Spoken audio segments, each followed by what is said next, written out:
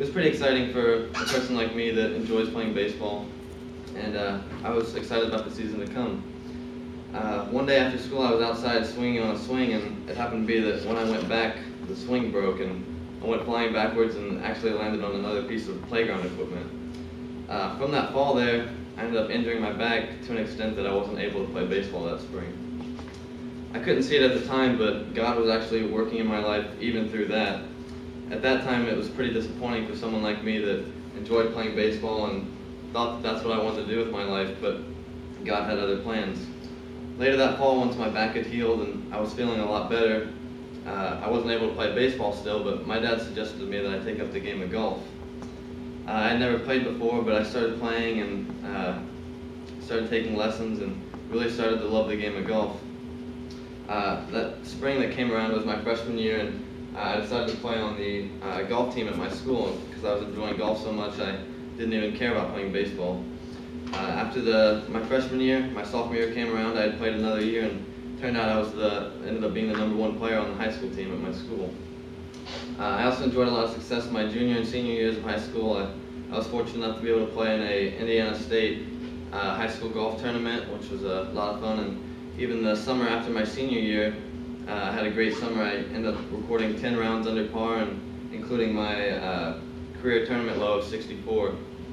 And all that kind of led up to this past fall was my freshman year here at Lipscomb, playing on the golf team here. I was able to play in 4 of our 5 tournaments as a freshman, which was pretty good, and I ended up with the #4 average on our team this year. And I learned a lot about myself and a lot about the game of golf just in my first semester here playing golf. But while I've enjoyed a lot of success on the golf course during my life, none of that would have been possible without the support that I have in my family. I've been blessed to have 2 wonderful Christian parents that have a great background in being able to go to a Christian university. My father is a pastor by trade. He's definitely instilled a lot of strong Christian values in me, and my mother's a teacher, and both of them have been there for me all throughout my life, and have just been a great influence on me.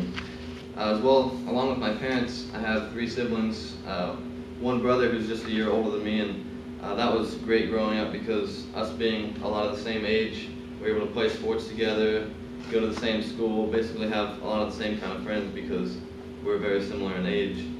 I also have 2 younger sisters who I love very much, but learned a lot from them growing up, a lot of things about patience and understanding. I'm sure those of you with siblings know what I'm talking about.